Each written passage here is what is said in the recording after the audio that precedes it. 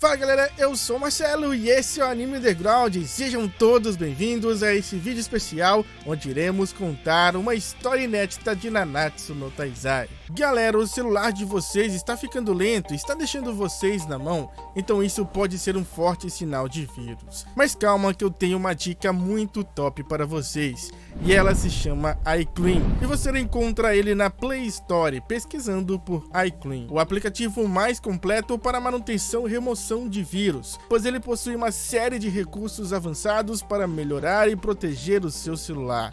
Mas vamos ver na prática como ele funciona. Essa é a tela inicial do iClean, e a primeira coisa que eu irei fazer é usar a função limpar, onde serão eliminados os arquivos inúteis que reduzem a velocidade do celular, fazendo a gente obter mais espaço de armazenamento. E aí não se preocupe, ele não irá excluir nenhum documento pessoal como fotos, músicas ou vídeos. Feita a limpeza, agora a gente vai usar a função antivírus, onde será feita uma varredura completa no celular em busca de vírus ou aplicativos que podem estar danificando, deixando o celular mais lento. E caso ele encontre algum risco, ele imediatamente irá lhe alertar para que você remova esse vírus, e como o iClean é atualizado constantemente, ele oferece proteção máxima para os vírus mais recentes. E para finalizar, vamos turbinar ainda mais o celular usando a função de resfriar, que irá fazer um monitoramento e o controle da temperatura, detectando e fechando aplicativos ou serviços que consomem recursos pesados, para reduzir o uso da CPU e deixar o seu celular muito mais leve. E assim você pode dar adeus à lentidão, superaquecimento, riscos e muito mais, através também das outras funções que o iClean traz para você. E o melhor, é totalmente gratuito, então não perde tempo,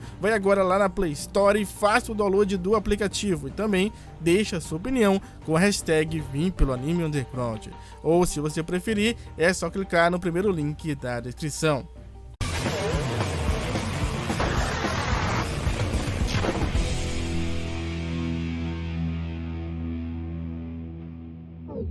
Capítulo especial: O Altar das Deusas, parte 1. E a nossa história começa há 11 anos atrás, no reino de Leones. E dentro do alojamento dos Cavaleiros Sagrados, podemos ver o jovem Dreyfus dizendo para Hendrickson que ele tem uma visita. Randy fica surpreso em saber que alguém foi visitá-lo. Já o Dreyfus, por sua vez, não está nada surpreso ao ver que seu amigo continua fazendo esses experimentos estranhos. Mas Randy explica que ele está apenas preparando alguns remédios para um senhor chamado Gona, que acabou se acidentando. Dreyfus então comenta que ele realmente tem um coração mole. Mas afinal, quem era a visita? Pergunta Randy.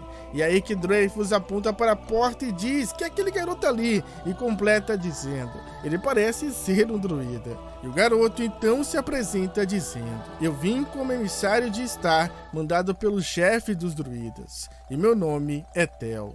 E após se apresentar, já bem acomodado, o garoto Tel começa a explicar melhor o que realmente está acontecendo. Ele revela que os druidas pretendiam organizar o ritual para o festival de gratidão, mas antes, eles perceberam que alguns monstros estavam vivendo no altar, e isso se tornou um grande problema. E como os dois chefes estão ocupados com outros rituais, eles não podem deixar o vilarejo, e Randy, como ex-candidato a sacerdote, nesse momento é o único que pode ajudar. Mas Dreyfus está mais surpreso mesmo com a idade do Tel.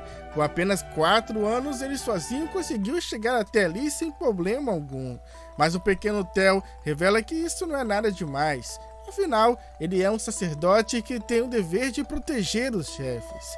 Mas Randy, todo sem graça, pergunta se ele não poderia ter pedido ajuda dos Aratras. Mas Tel responde que eles não podem pedir ajuda dele para isso, pois Aratras completou o ritual e trocou de profissão de druida para Cavaleiro Sagrado. Randy então faz mais uma pergunta: aliás, quem foi que me chamou? E Tel responde: foi Jaina Samar. E completa dizendo: você vai aceitar, não é? Voltarei ao vilarejo agora para passar adiante a mensagem aos druidas. Mas nesse momento, Randy parece não estar muito bem. Ele começa a ficar muito pálido e sua barriga também começa a doer. Ele está passando mal. Já no outro dia, na entrada para o vilarejo dos druidas, podemos ver Tel correndo. ele está ansioso, esperando pela chegada de Hendrickson. Porém, ele acaba tendo uma grande surpresa ao perceber que outras pessoas vieram em seu lugar. Os 7 pecados capitais estavam ali. Meliodas se apresenta dizendo que é o capitão daquele grupo e que os demais eram seus companheiros, e mais alguns iriam chegar em breve. Meliodas então explica que eles vieram no lugar do Hendrickson, pois ele ficou muito doente e chorando pediu para que eles fossem no seu lugar.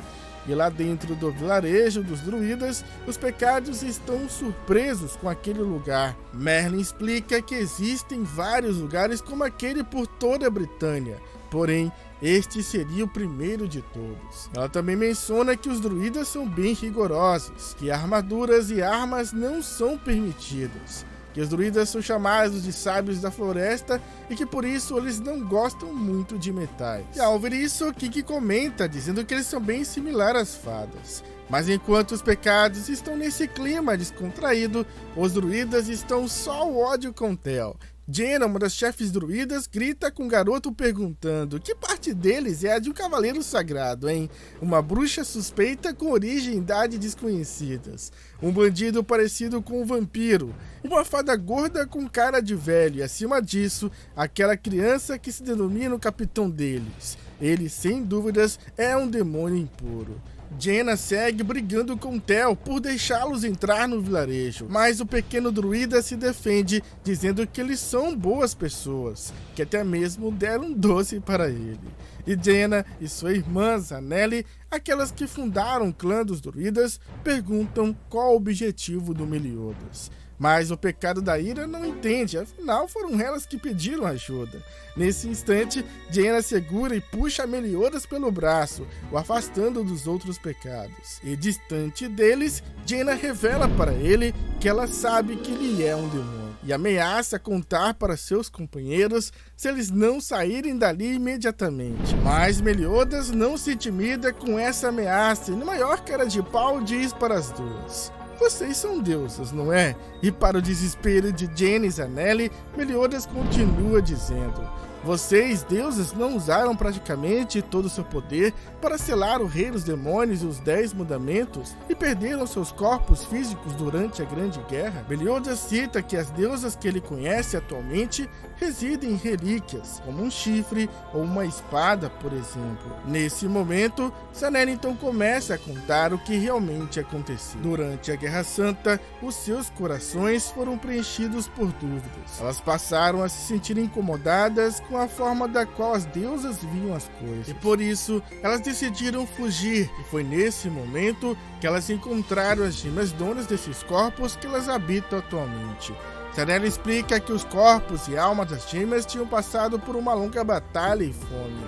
E, infelizmente, os danos estavam além do que seus poderes poderiam curar. Então, que elas ganharam a permissão para pegar emprestado seus corpos e fingirem ser humanas para que pudessem escapar do campo de batalha completamente despercebidas. Jaina mais uma vez ameaça Meliodas, desta vez dizendo que se ele tentar vazar o que elas acabaram de contar para ele, ela mesma irá esmagar sua virilha com um arco. Mas Meliodas finge que nem é com ele, pergunta: mas então, qual é o trabalho que vocês queriam que fizessem? Mas bem brava, Jaina grita dizendo que elas não têm nada para falar com ele, que elas não têm a mínima intenção de usar emprestado o poder de um demônio. Porém, Zanelli pede para que sua irmã tenha calma, e ela explica a real situação para Meliodas. Ela conta que um grupo de trolls escolheu um altar druida distante dali como sua morada. Ela não sabe dizer o motivo, mas que a aparição desses seres levou os guerreiros druidas a recuarem suas tropas. E bem, após ouvir tudo isso, Meliodas apenas sorri e diz que entendeu. Ele repassa a situação para os outros pecados. E Ban é o que fica mais animado. Ele quer logo acabar com esses trolls para pegar a recompensa e sair para beber. Então, todos eles saem em busca do local dito por Zanelli e Jaina. Meliodas diz que eles precisam procurar por uma nascente, pois ela é entrada para o altar druida. E é King que encontra a bendita nascente. Porém, Meliodas diz que essa nascente tá mais com cara de poço. Nesse momento, uma pessoa encapuzada aparece sorrindo enquanto diz para os pecados. Essa nascente também é chamada de piscina do mijo do rende, pois uma vez o maldito garoto fez xixi nessa nascente sem saber que ela era uma entrada sagrada. Aquele ser misterioso adverte nossos heróis, dizendo que se eles valorizam suas vidas, é melhor não atravessar aquele portão, pois lá dentro há terríveis trolls. Mas enquanto ela dizia isso, Meliodas já estava com a cabeça dentro daquela nascente observando o que tinha do outro lado. Ele revela que tem um espaço imenso com ar dentro da água, e Ban fica ainda mais animado para poder entrar logo, já King agradece a senhora pela informação. Zanelli logo aparece revelando a identidade daquele ser misterioso. Ela pergunta: Jaina, o que você está fazendo? E é então que ela se revela e comenta que estava apenas observando a ação dos pecados. Ela pergunta a sua irmã se ela se lembra o quão malvados os demônios podem ser. Ela revela estar preocupada desde o momento que ouviu o nome dele, Meliodas. E ela diz ter certeza que ele é o demônio que traiu seu clã e lutou ao lado da Estigma 3.000 anos atrás. Mas Zanelli não consegue acreditar que aquele anão possa ser essa pessoa. Porém, Jaina percebe que Zanelli está bem séria, mas ela está assim porque ela decidiu que irá acompanhar os pecados. E diante dessa situação, Jaina também decide que irá. E do outro lado daquele portão, os pecados estavam fascinados. Eles nunca poderiam imaginar que aquela poça estava conectada a uma caverna subterrânea como aquela. Ban estava mesmo interessado nos tesouros que poderia encontrar ali. E Jaina, como sempre, estava bem brava ao perceber que os pecados estavam ali despreocupados sem dar importância aos trolls que poderiam atacá-los a qualquer momento. Porém, Zanelli revela que ela teme que todos ali já tenham sido notados. E é nesse instante que um ser misterioso surge diante deles. Aquele era o primeiro troll que, sem hesitação, avança contra os pecados. Porém, tirando o King, Ban e Meliodas não se intimidaram com a presença daquela criatura. Pelo contrário, eles entram numa pequena discussão. E aí, quem vai lutar com ele? Mas tanto Ban quanto Meliodas querem lutar contra o troll. E diante desse impasse, eles resolvem decidir isso do jeito clássico. Para o desespero de King e de Jaina, que chama eles de idiotas, dizendo que eles irão morrer se todos não lutarem contra o troll. Aquela criatura avança com toda a velocidade contra os pecados. Mais incomodados, Ban e Meliodas atiram cada um uma pedra contra o monstro, dizendo para ele não atrapalhe. O troll é lançado para longe, o impacto do seu corpo contra as rochas causa uma imensa explosão. Jaina e Zanelli ficam espantadas com aquilo que acabaram de ver, e enquanto os pecados distraídos comentam sobre o acontecido. Jaina e Zanelli não conseguem compreender o que era aquela força, e que elas podem conseguir recuperar o altar com a ajuda dos pecados. Porém, aquele troll que foi derrotado começa a mudar de forma. King diz que ele encolheu. Ban comenta que algo estranho está saindo do seu corpo, e Meliodas revela que aquilo é magia, mas não desse troll. E bem animadas após presenciar a força dos pecados, as druidas pedem para que eles acabem com todos os trolls, e que elas irão com eles. Mas Meliodas pede para que as duas esperem lá fora. Jaina grita dizendo para que ele não subestime o poder divino delas, pois ele será indispensável. Porém, num instante, surge uma nova presença atacando as duas druidas. No entanto, Meliodas e Ban são mais rápidos e conseguem salvar Jaina e Zanelli no último instante. Aquele ataque surpresa por pouco não tirou a vida das duas irmãs. King, do outro lado da poeira formada com o impacto daquele ataque, pergunta se o seu capitão está bem. Meliodas pede para que o Rei das Fadas tenha cuidado e revela que aquele ataque veio lá de cima. E é então que, sem hesitar, King usa sua lança espiritual Shastivo, primeira forma Shastivo, e a lança contra aquele troll que estava escondido. E mais uma vez, eles percebem que uma estranha magia sai do seu corpo. Zanelli agradece Meliodas que mais uma vez para o bem delas, pede para que elas voltem. Jaina agradece a preocupação de Meliodas, porém ela recorda o pecado da ira de que elas são deusas. Mas Meliodas responde: é por isso que eu falei. E para a surpresa de Jaina e Zanelli, ele completa dizendo: é o clã das deusas que governa os Trolls. E finalmente a rainha Troll aparece. Ela revela para seu povo: parece que temos intrusos. E ela ordena: Trolls, elimine os insolentes que entraram na Terra Sagrada. Agora, sozinha, aquele ser que controla a rainha Troll começa a dizer: que aparência medonha. Mesmo com a compatibilidade da magia não sendo tão ruim, será que eu devia usar esse receptáculo mais um pouco? Apesar disso, vai demorar para o meu corpo ser remontado.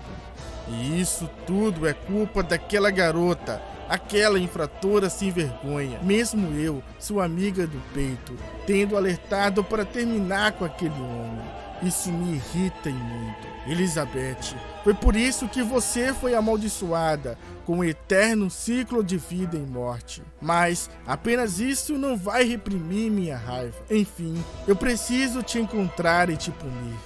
Afinal, você vai reencarnar de todo jeito depois que eu te matar. Nesse momento, Meliodas, que escutou tudo aquilo que ela disse, se aproxima dizendo: ela deve ser uma amiga bem importante. A rainha Troll, ou melhor, aquele ser que a controla, pergunta: quem é você? E Meliodas diz: o feitiço de alto rank jogado nos Trolls, o sopro da benção. Nós, demônios, o chamamos de enganar a esperança. Uma lavagem cerebral que eleva o senso de exaltação do alvo no limite e remove qualquer medo, criando marionetes leais. E finalmente, aquele ser reconhece aquela pessoa, o filho do rei dos demônios, Meliodas. E o pecado da ira termina afirmando: uma deusa que se autoproclama a mão branca guiadora. É um monólogo bem chato. Escondidas, Jaina e Zanelli estavam surpresas, pois o palpite delas estava correto.